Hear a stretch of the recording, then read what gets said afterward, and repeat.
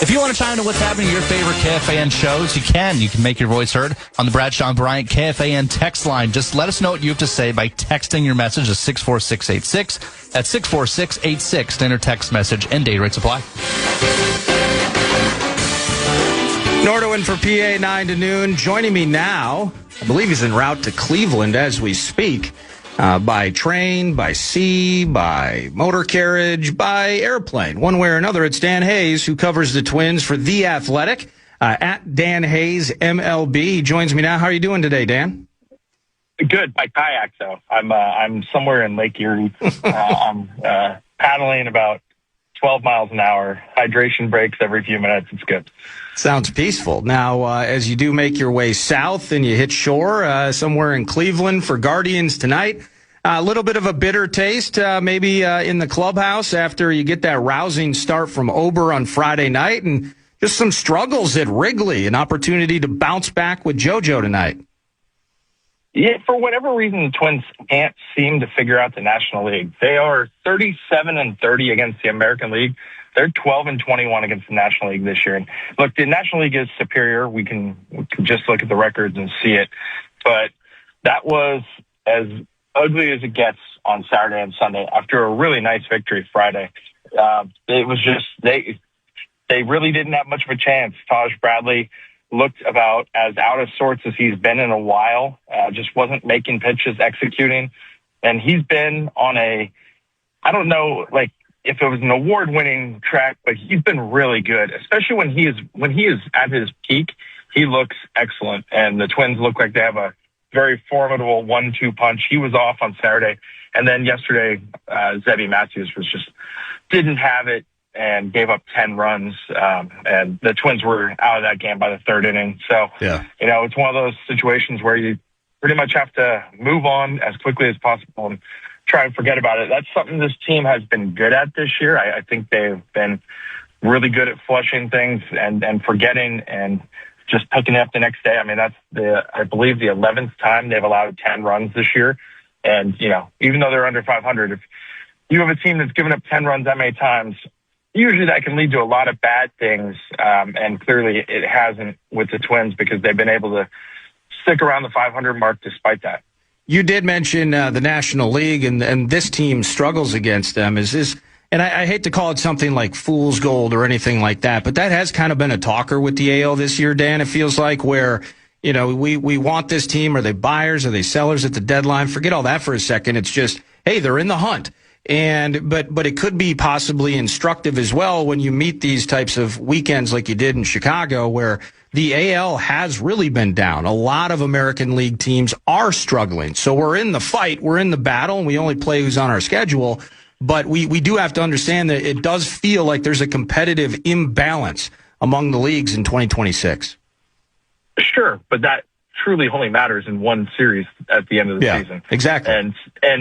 And all the memories that can be created by playing, well enough to win your division, well enough to win your league and get in the playoffs. That's what matters. I mean, I hate the 29 other teams end up losing too. I hate that. But there are times when the franchise just needs good moments and needs to remind their fan base that they are a team and not one that's just a farm system for other teams. And so it's like, I get the sentiment, and it has been ugly against the National League this year. Like that's a horrid winning percentage, but they've got 15 left against the National League, and the other, 48 or whatever it is, are against the American League. Maybe it's 15 and 47. I think there's 62 to go right now. They got plenty of time to just take advantage and keep going, because this is a team that until yesterday had won 8 of 9 series and is on a roll. And we just found out Byron Buxton's coming back tonight in Cleveland for a big 4-game series. And you're right, it is play the schedule in front of you, and just the AL is making it prime for a team like the Twins that came into this season with a flawed roster, with not a lot of payroll. They've made it possible that the Twins can be competitive, and now you have a chance to kind of seal that in these next couple of weeks. And I think that's the the opportunities that in the past we've seen the Twins kind of be measured about and be like, you know what? We maybe can't win the World Series, so why are we going to push all in? And I'm not saying push all in. The Twins work too hard to get the farm system where they are. But meaningful adds, something that can make this team relevant for the last 2 months, should very much be in their minds, because the players in that clubhouse have had 3 years of disappointment, and Byron Buxton, chief among them, seeing the payroll slashed and then no ads to trade deadline in 24, and then just taking the whole roster down last year. Yeah. The players are owed that. The fans are owed that. This is overdue where we see the Twins act like a major league team and push forward. How did Buck handle kind of being on the shelf? I mean, I know he was kind of close enough to the All-Star festivities to be able to touch and feel it, but obviously not participate in it. But that's awesome news that Buck is back tonight. That's sweet. Yeah, and I think he handled it really well, given that the Twins went 5-4 when he was out, and that was some good stretches. And I think he got some, positive affirmation on that in that previous road trip, Houston and the Yankees, where he sat out 4 days and then returned for the Saturday and the Sunday of the Yankees. But they won those two series too. He knows that there's a lot of guys here that, as he always says, have his back. And I believe he trusts the roster to get it done without him, even though he knows what he brings, and even though they know what he brings, and that is pure energy and just a dynamic player, and one that can't be replaced. But he certainly is a difference maker and knows that. But I more than ever, I've seen him trusting his teammates, and I think them backing it up with wins only helps that, because his hip has been so tricky. We're going on 5 years with the hip popping up, and it's something they need to get right. And he had 15 days down. He only missed 9 games, but he had 15 days down. And that's a good, amount of time to get it right and track in well. No, I dig that. That's Dan Hayes, covers the Twins for The Athletic, at Dan Hayes, MLB. You are the messenger, you are the reporter, but I saw a piece you put together just talking about tough times for not just David Festa, who's now seeking a second opinion on potentially, and take me deep if I'm wrong, I believe it's thoracic outlet syndrome, and then Mick Abel, who's I'm really excited to see what the future holds from him, but arthroscopic surgery at the beginning of the month, and that timeline's a little iffy in terms of maybe even being available for the rest of the year. So a couple of guys we want to rely on, pitching staff, some thin spots on this roster, and it doesn't sound like Festa or Abel will be able to assist us maybe for the rest of 2026. Yeah, it's definitely looking very difficult. Like I wrote, they're likely done for the season for both of them. There's nothing official. The Twins haven't said that, but when you do the math, you just look at it. Festa, his checkup is September 1. He when you have arthroscopic surgery on your elbow, there's usually 2 options, and neither are good. There's either loose bodies that were removed, or you shave down the bone. Neither sound appetizing, and with him, it was shaving down the bone. They're optimistic. Mick is optimistic, but when you think about September 1 is, at the earliest that he could be cleared, but there's also a potential that he could have 4 more weeks after that where they say don't throw. Yeah. And so, I mean, we're not talking about throwing off a, we're talking about picking up a ball catch. And so he's starting from square one whenever he gets cleared. And, look, if on September 1 they said to him, you are cleared to go, and here you go, have at it. I think the best week, really the best case scenario would be a guy that can maybe throw an inning or 2 in October if you're playing. It's not going to be Mick Abel throwing at 5-6 innings. There's just no way that's going to happen, because it'd be like 6. It's spring training essentially, except he hasn't been throwing and building up during the off season like pitchers typically do. So going into spring training with no buildup, that's a lot to ask. With Festa, he's just had a really frustrating year, and it is going back about a year now. They found out it was thoracic last year. I think it was July when they found out. And he hasn't been totally shut down. He's still throwing. I think the word was intermittently. So he's throwing occasionally. But when they were ramping him up for the 3 weeks to get him to the mound and trying to get him through bullpens, he just wasn't able to get there. So they've slowed him down again. He is going to, I think, Atlanta for an opinion on Tuesday or Wednesday to find out. I would not be shocked if it's more stem cell injections into the shoulder, but I don't know. And they don't know for sure that it's thoracic outlet syndrome, but they see some signs that it might be. And that's just unfortunate because that's a guy I think could come back and help the bullpen. He's got that wipeout slider. He's got some really good velocity. You pair those two, and he's been a starter, his whole career. You pair those two and figure out what a third workable pitch is. And you got a reliever that, maybe like another Andrew Morris type that could step in. And I like that guy's mindset. I think he'd be perfect in that relief role. And it's unfortunate for them that he had this step back to where, it's a cloudy future for sure. Wow. Okay. Well, time for a couple more with you, but yes, sadly a gloomy picture for those two. And that's just it. And I appreciate you laying that out the way you did. Just, you feel for Festa, you feel for Abel, you need them both back in the mix here.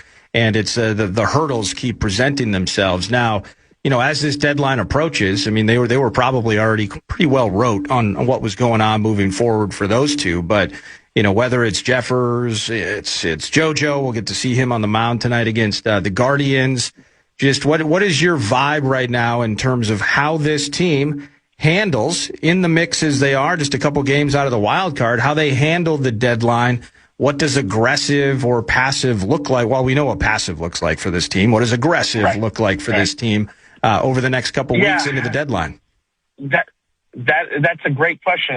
Look, if they were in this position, if they find themselves in this position in 2 weeks, and that's when the deadline is, August 3rd, I think they're adding. I don't know how much that means. Like, does that mean they're getting enrolled as Chapman? Well, Boston's won 13 in a row. They're not getting enrolled as Chapman. But does it mean they can go out and meaningfully add to the bullpen? I think that's possible. I know there are going to be a lot of buyers and not a lot of sellers out there right now. But what I think for the Twins is they have a farm system where they can tap into it but not have to cut too deep and be able to add because they have a lot of volume.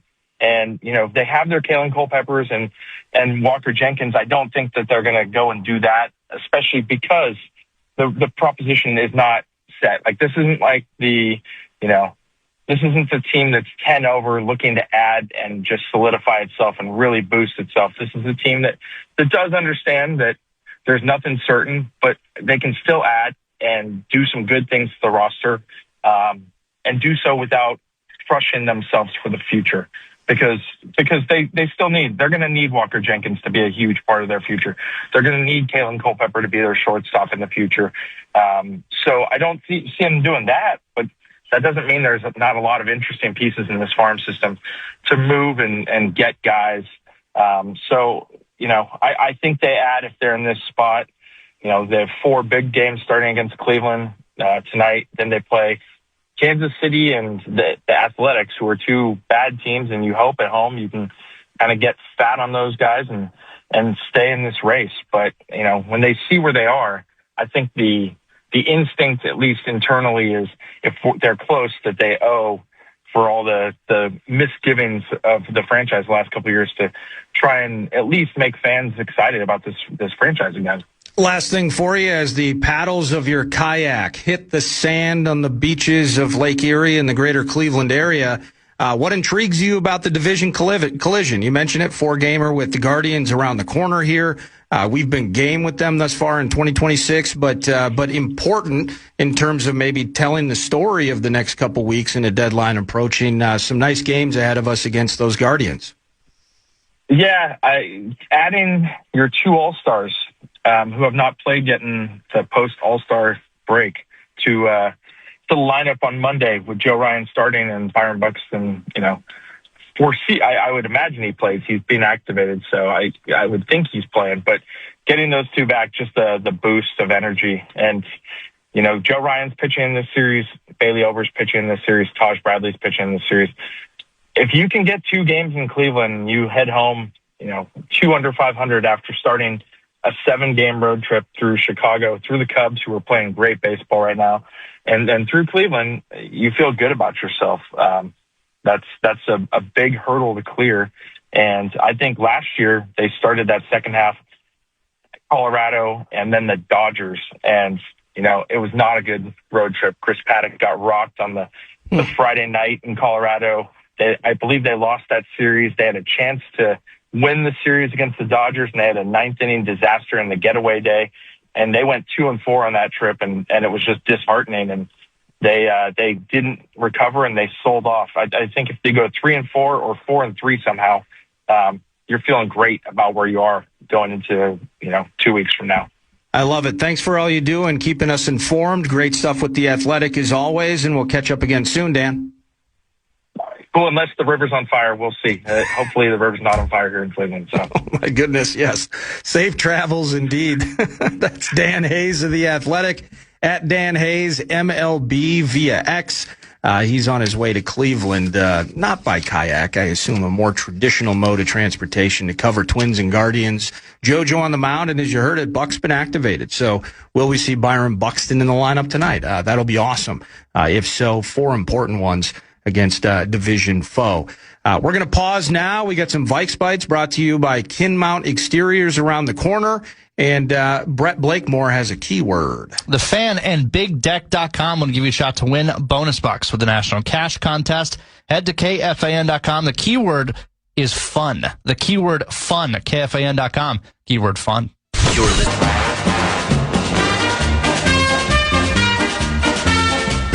9 to noon. Nordoin for PA. Man, we got like a TV crew in the prod studio over there.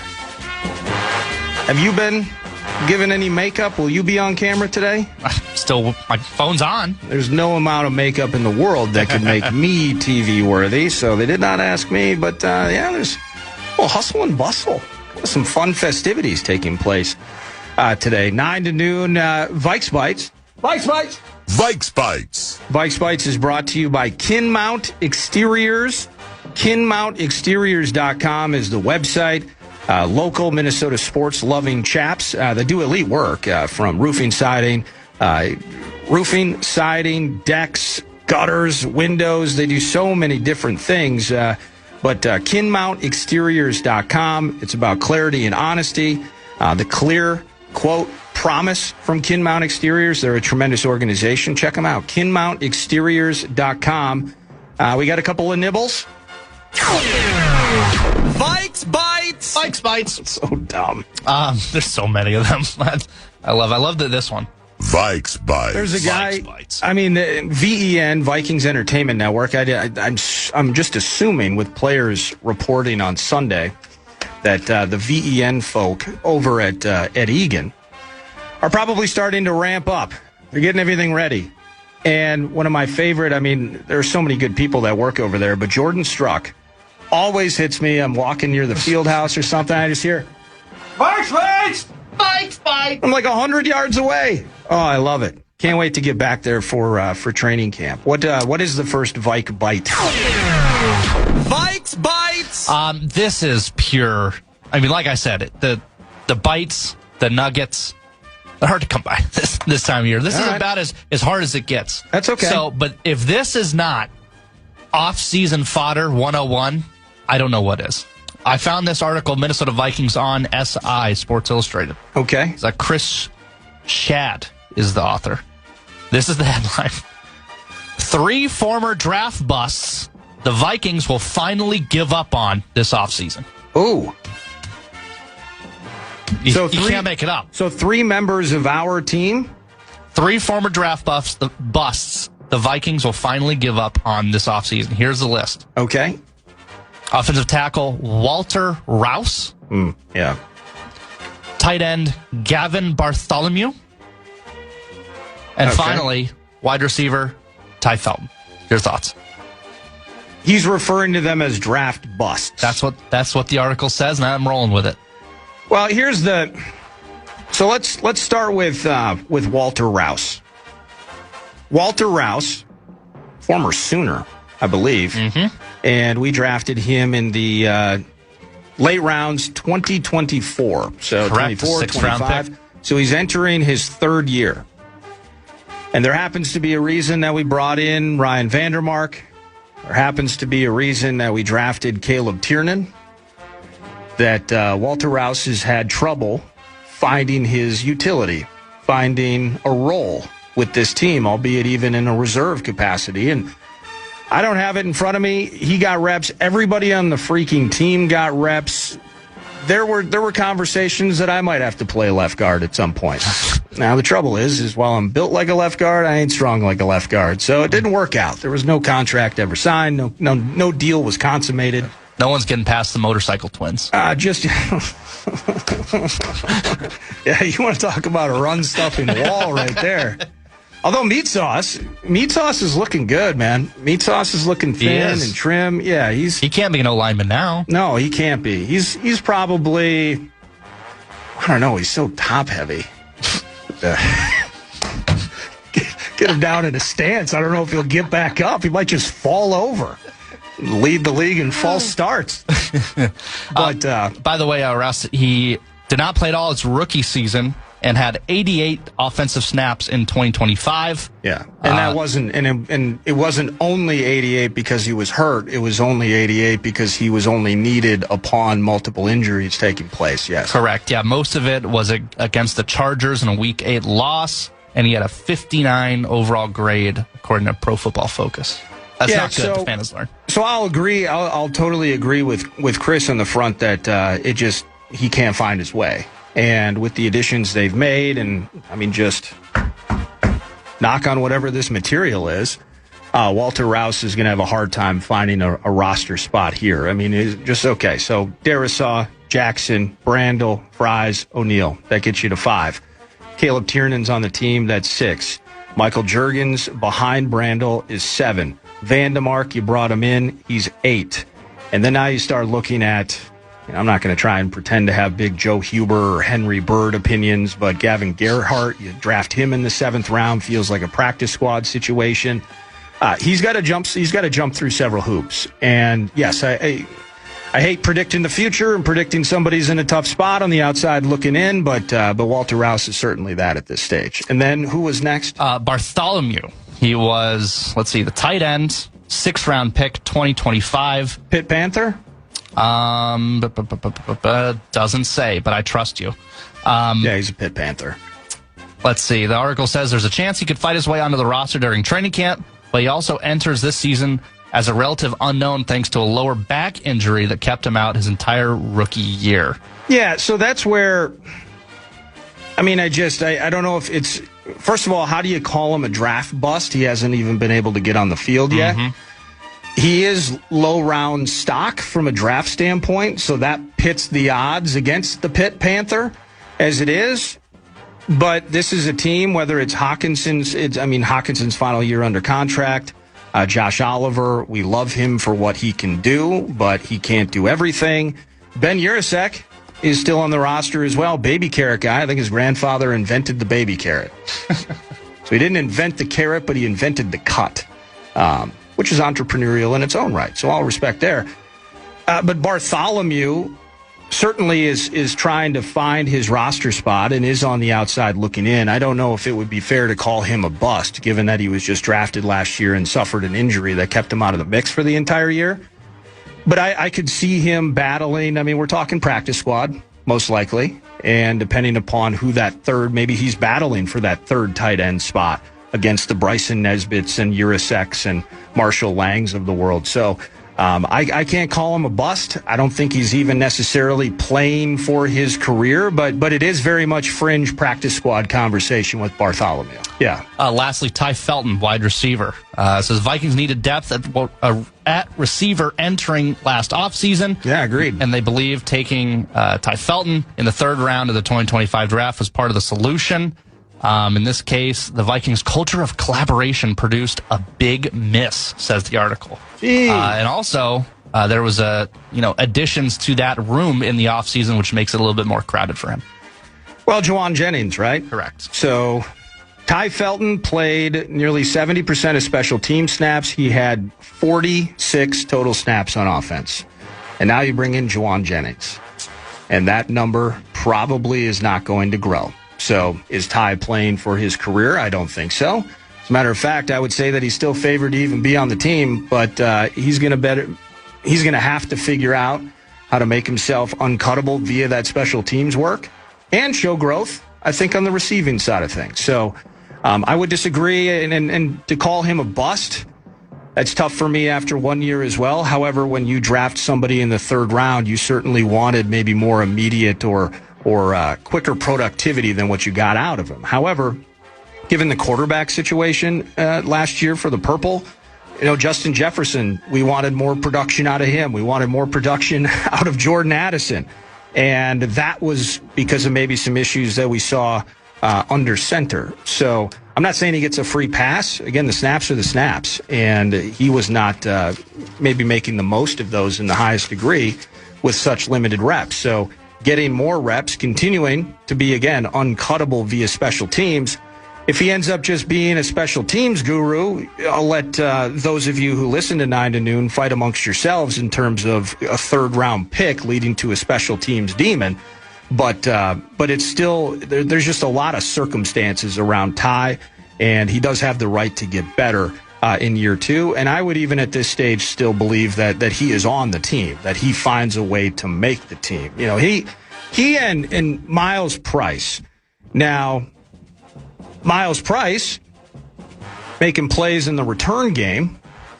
The return, that role, not to say that it means nothing, it absolutely means something, but does Miles Price provide so much value on special teams via the return that he can have less than 20 snaps on offense in 2026 like he did last year? That's what he did. He was our return guy, and there was room for him on the team. Is there room for both Miles Price and Ty Felton in 2026? Maybe that lends to maybe what that author was talking about there, but that's going to be something to watch as we get closer to training camp as well. I got one more mini bite here. Bikes bites. Bikes bites. This comes from a guy you may have heard of, Kevin Seifert. He tweeted out this morning: chances of winning the NFC North per ESPN analytics. Ooh. So in first place. All right. Chicago Bears? Detroit Lions. Detroit Lions at 38% chance to win the NFC North according to ESPN analytics. 38%? 38. Holy cats. Okay, so fourth place schedule. Everything's hunky-dory. Good times again. They think Pacheco's as good as Montgomery. Yeah, all of that. Dan Gamble, the whole bit. I wonder how. I love Dan Campbell, just generally as a human, and just I'm one of the people where the shtick would not get old. I just like Dan Campbell, kneecap biting, the whole thing. I like it. I wonder if the shtick gets a little bit stale over the course of years, where you had that taste of success, and then you're just blown out in your own house by the Washington Commanders and lightning in a bottle as Jaden Daniels and the Commanders were. But, I mean, now it's just the grind and finishing fourth in the North the way they are. Does that shtick? It's kind of like saying shtick. I wonder if that gets a little stale and old. And the other side of this, too, by the way, is the health situation with Brian Branch and Kirby Joseph. I think Kirby Joseph, they gave him like $80 million, and he's only played maybe 10, 11 games over the last year and a half. And they're sweating. They don't even know. Hold on a second here. It's just a little, dose of real life here. We don't know who our quarterback is. However, to this end, with the long-term health of Kirby Joseph, they just had to release Terrion Arnold because this is off-field negativity. But they won't even put it lightly. They won't even give it an update until in camp in terms of whether Kirby can do anything this year. So that's troublesome for them. But he's got a really high kneecaps taken out per quarter. So that analytic is going for him. Yeah, it's our guy. Was it Higbee? Was it Higbee with the Rams? The other guy that he blew up a little bit. Sickening. Well, I don't see. The tough thing is if you go up high, you're going to get flagged. Yeah. And if you go low, it's interesting because the guys, the pass catchers will all say, and maybe this is counterintuitive, your brain is important. They would rather get hit up high because the ACL knocks you out for a year. Yeah. And a potential concussion, the potential of it, some are more apt to them or vulnerable to them than others. They would say, I'd rather get hit up high and be out a week or two at the worst versus catching the knee. But you get penalized for going up high. So you got to go low. I guess you don't have to. Maybe you try and wrap them at the waist. But well, then you could do a hip drop. But I think you could. Then there's the hip drop. Yeah, I think you can visually see someone trying to make a tackle low and someone diving at a kneecap helmet first.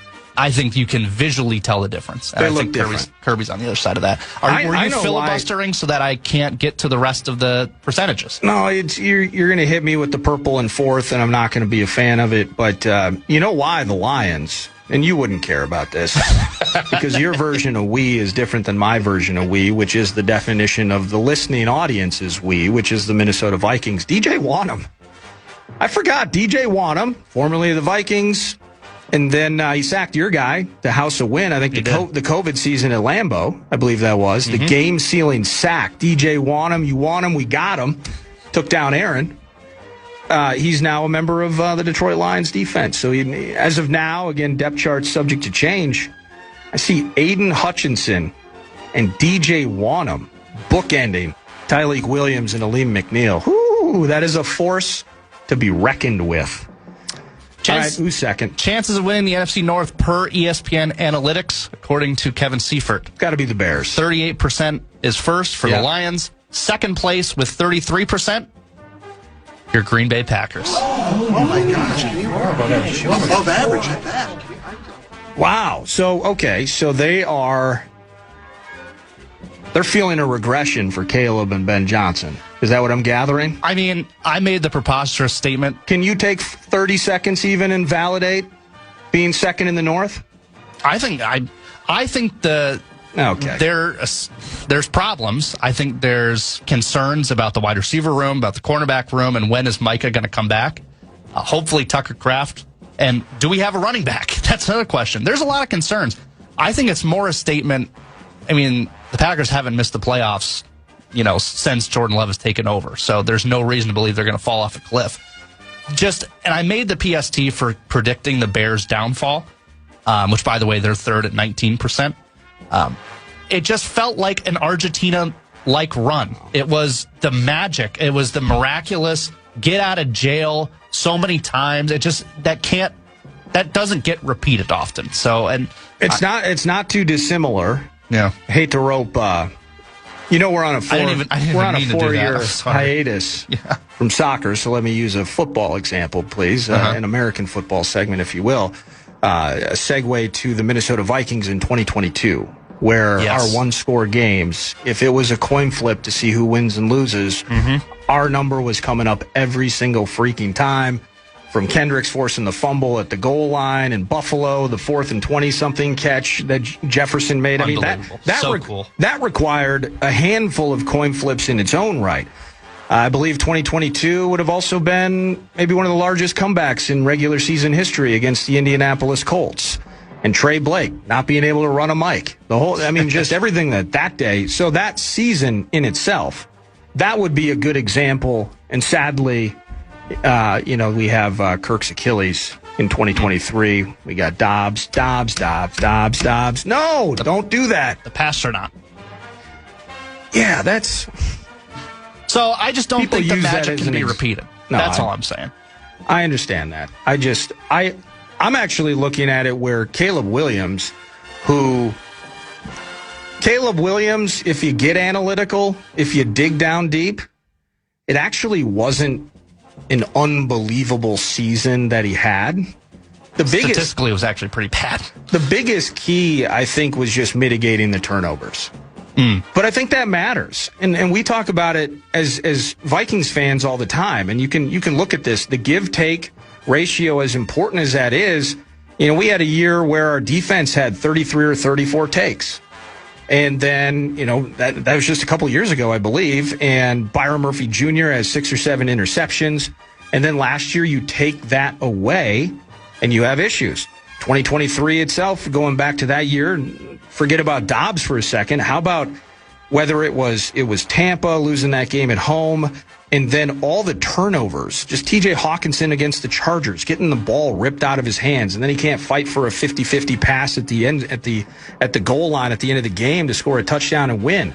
The Chiefs, Josh Oliver with a fumble. We were losing the ball every single freaking week. And how about, we're talking about Miles Price muffing the punt 1 or 2 times like he did last year. The lack of turnovers and the lack of mistakes, and some moments of good from Caleb. I think he deserves some respect in that regard. That kind of tells the story. Here's some stats from the anti-Bears propaganda desk. Caleb Williams, total QBR last year, he ranked 16th in the league. Okay. EPA per play, he ranked 21st. Completion percentage over expected, he was 36th. Bad throw percentage, 34th. The thing he was really good at, he was number 1 in the league, was pressure percentage to sack ratio. Yeah. That's a statistic. He was number 1.